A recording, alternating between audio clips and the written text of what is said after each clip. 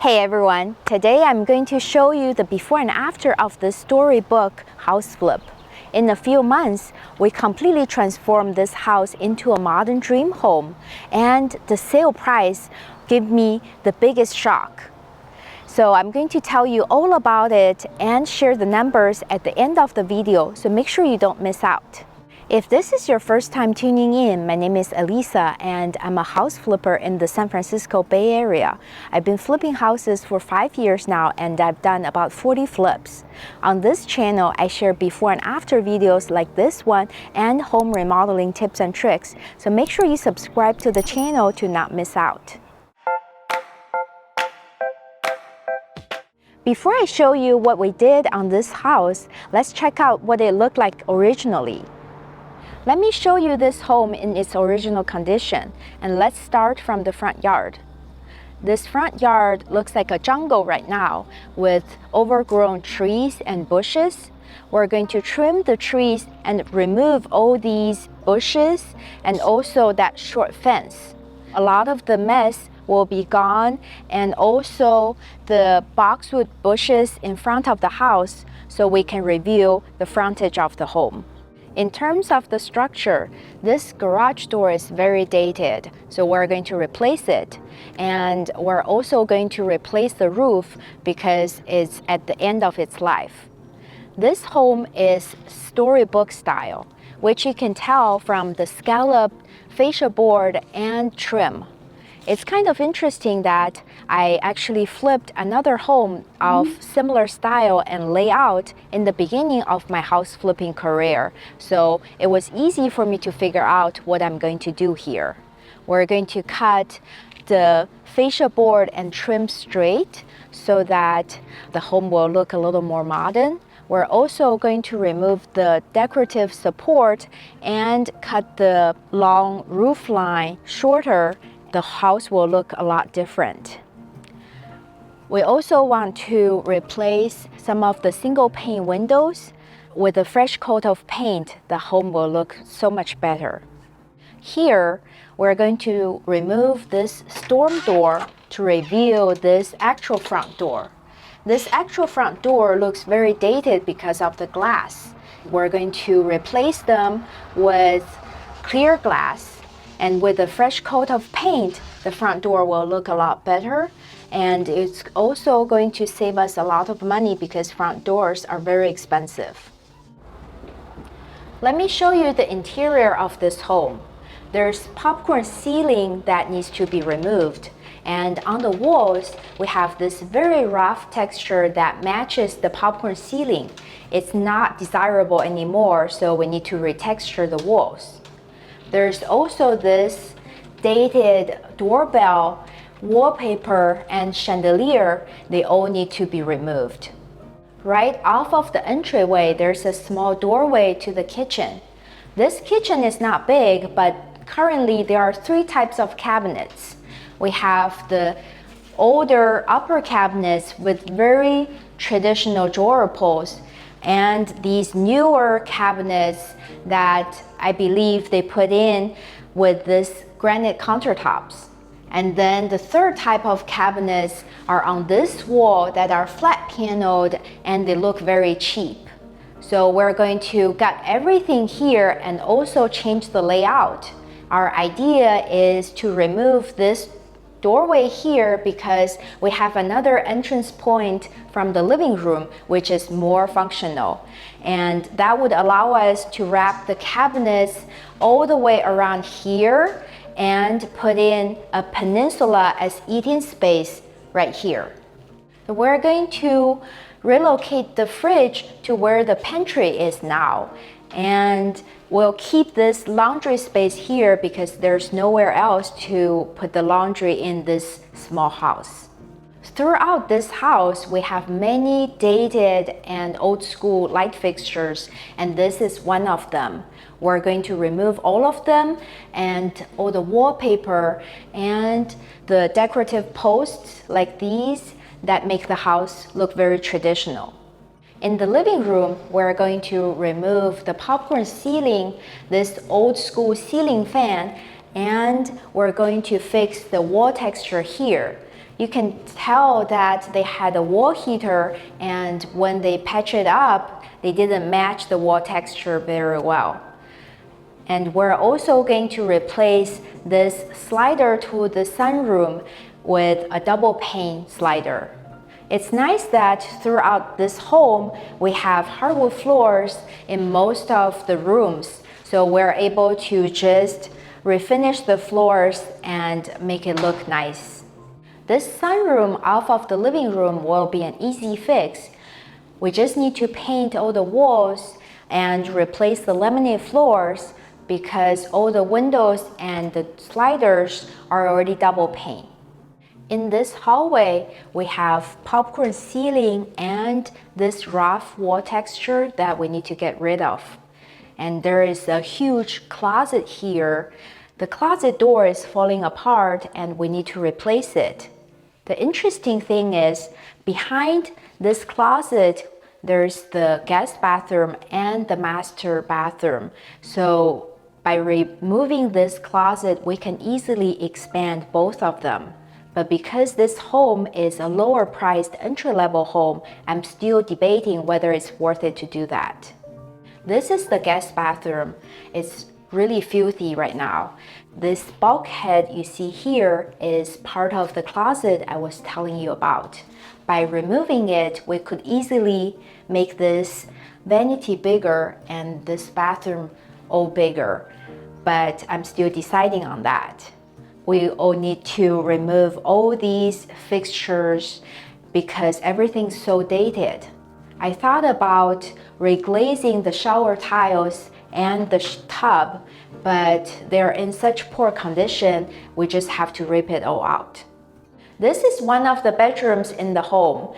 You can see that there's a lot of stains and drawings on the walls and the closet door, which makes it very filthy. And this floor is damaged a lot. So we need to repaint the walls, replace the closet door, and refinish the hardwood floors here. We're also going to replace all of these flat panel interior doors because they look very cheap. This is the master bedroom of the house.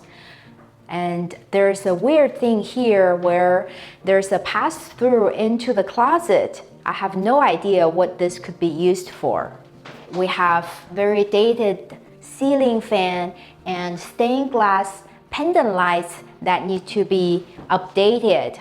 And this window is covered right now, so we don't have a lot of natural light in here. But once we remove the window covering, it will be a lot better. The worst thing of this layout is we have the only interior access to the garage in this master bedroom.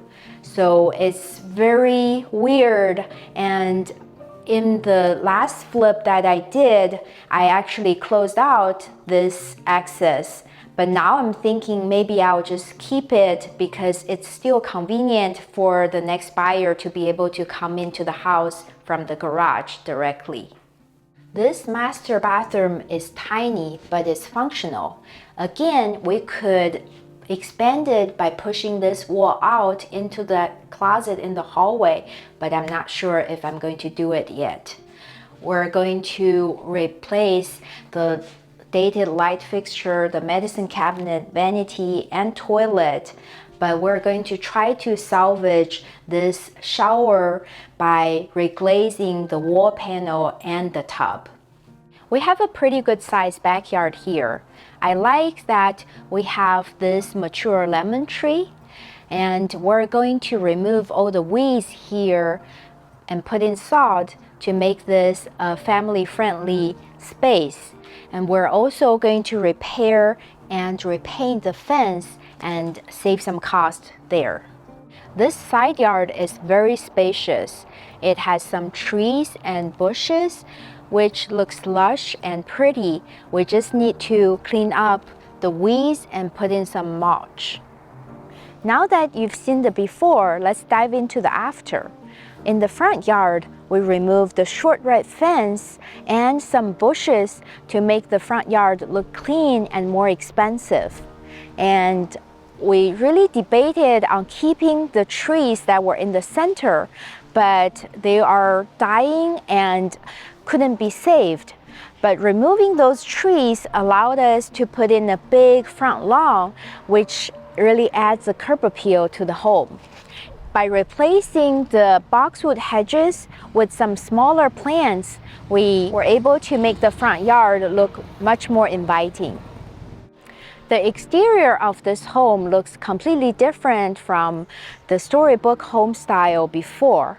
I know this can be controversial because some viewers liked that the home had character before, but the Storybook home style appeals to a small set of buyers, and they are not really my target buyers. So when we remodeled this home, we decided to modernize it. When we replaced the roof, we also changed the roof line a little bit by removing the pitch that was on top of this window. And we removed all the scallop-shaped fascia boards and cut the window trim straight, so the house looks a lot more modern now. As I mentioned, we didn't really replace the front door, but instead we replaced the lights with frosted glass and painted it a light blue color to give it a pop of color. For this whole exterior, we painted it a neutral gray color to freshen it up. Welcome to this beautiful home. From the entryway, you can see that we closed a doorway that was to the kitchen before, and we retextured the walls to make it more consistent throughout. We painted the walls a cream color and added a lot of recessed lights to brighten up the space. With the new slider installed between the living room and the sunroom and the hardwood floors refinished, this whole space looks so much more refreshed. I really like how this 10-foot slider looks here because it makes the transition between the living room and the sunroom seamless. It was such a pain to get it though, because we actually received the windows for the rest of the house first, and we had to list this home for sale before getting this slider. There is a huge delay in window production right now, so if you are looking to do a remodel, make sure you order your windows first. This sunroom looks so much better than before because we repainted it with the same color of the rest of the interior, and we also installed new vinyl floors that look similar to the hardwood floors. So this looks a lot more like part of the house. Before I show you more of this house flip, smash the like button below and subscribe to the channel. It's going to help the channel grow and also motivate me to create more interesting content. The kitchen looks so different now. By removing the doorway from the entrance, we were able to add the stove in here and also add more counter space and cabinets. By removing the decorative posts that were here, we were able to put in this peninsula that also provides an eating space. And on this side of the kitchen, we relocated the fridge from that side to this corner to better use this space. And we also consolidated the laundry into stackable laundry in this laundry room here. In terms of the design of this kitchen, I use white upper cabinets and gray lower cabinets to add interest. The white ceramic chevron tiles that I use as backsplash has been a favorite of mine, and it looks super clean and modern. It's also very cost effective at about $3 a square foot. In this guest bathroom, I ended up deciding not to remove the hallway closet to make it bigger, but we gutted everything and used all new finishes and fixtures. In the shower, the tiles are actually picked by my contractor. These are huge porcelain tiles that has marble-looking patterns, and they came out really good. On the floors, we also used large tiles that are in light gray colors, and they make the space feel a lot bigger. This is one of the guest bedrooms. It had drawings on the walls and the closet doors. We repainted it, put in a new ceiling light, new window, and also a new mirror closet door. This light-filled master bedroom is so beautiful now. With the fresh coat of paint and refinished hardwood floors, it looks so much better than before. And I ended up deciding to keep this door to the garage so it's still convenient for the new owners. I decided not to change the layout in the master bathroom to save on cost. And we reglazed the shower tiles and the tub in here, so now it looks all new. And we changed the toilet, vanity, mirror, and light to freshen this up. In this huge backyard, we did a lot of cleaning up. We killed the weeds and put in this big lawn, and we also put in a lot of new plants and fresh mulch. So now this looks like a very pleasant outdoor entertaining space. This side yard is very big, and it's a selling point for this home because buyers love outdoor space. We didn't do a lot here, but this place gives buyers endless possibilities. They can use it as additional patio space or turn it into a vegetable garden. After showing you the highlights of this renovation, let's check out the flow of the home. The living room opens to the kitchen, which makes it perfect for entertaining. The new kitchen is of a good size with more cabinets and counter space. The sunroom is a good extension of the living room, offering this otherwise compact home more functional space. The huge backyard is definitely a plus.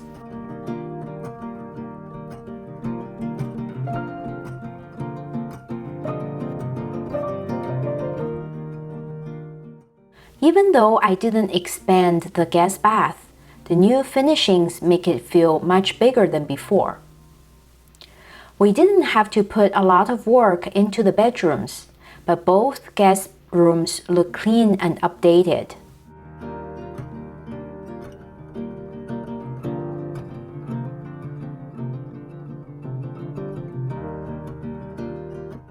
The master bedroom is spacious, and the master bath came out nice too.